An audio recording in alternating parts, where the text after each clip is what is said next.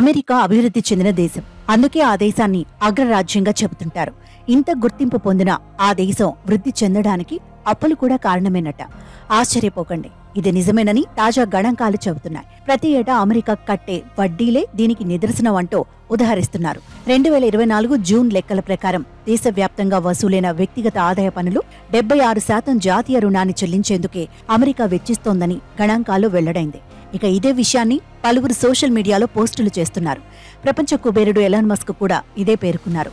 ఆయన ఏకంగా తన పోస్టులో అమెరికా దివాలా దిశగా పయనిస్తోందంటూ రాసుకొచ్చారు. ఎలాన్ మస్క్ పెట్టిన పోస్టు ప్రస్తుతం నెట్టింట తెగ వైరల్ అవుతోంది.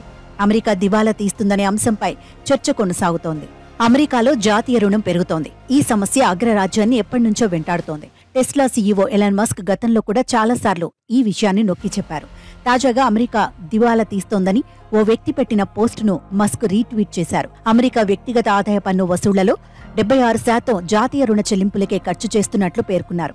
ఇక ఇలా అమెరికా అప్పుల్లో కూరుకుపోవడానికి కారణం అమెరికా మాజీ అధ్యక్షులు ఫ్రాంక్లిన్ డి రూజువెల్ట్, రిచర్డ్ నిక్సన్ అని చెప్పుకొచ్చారు. రిచర్డ్ నిక్సన్ 1970లో అమెరికా ప్రెసిడెంట్గా ఉన్నారు. అప్పుడు ఆయన దేశీయంగా కంటే విదేశీ వ్యవహారాలపైనే ఎక్కువ ఆసక్తి చూపించేవారు. దాంతో ద్రవ్యోల్బణం పెరిగింది. ఇది ఎన్నికలకే ముప్పుగా మారుతుందని గ్రహించిన ఆయన న్యూ ఫెడరిజం విధానాలను అమలు చేశారు. రాష్ట్రాలకు ప్రత్యేకంగా గ్రాంట్లను ప్రతిపాదించారు. దాంతో అమెరికా అప్పులను మూటగట్టుకుంది. మరోవైపు రూజ్వెల్ట్ అధ్యక్ష పదవిలో ఉన్నప్పుడు సంపన్నులపై పన్ను రేట్లను 79% పెంచారు. కాగా అమెరికా 2024 జూన్లో ప్రభుత్వ ట్రెజరీ సెక్యూరిటీలపై $140 బిలియన్ పైగా వడ్డీ చెల్లించింది. మన కరెన్సీలో చెప్పాలంటే 11 లక్షల కోట్ల రూపాయలన్నమాట. అదే నెలలో వ్యక్తిగత ఆదాయ పన్నుల రూపంలో $184.9 బిలియన్ అంటే 15.4 లక్షల కోట్లను అమెరికా ప్రభుత్వం వసూలు చేసింది.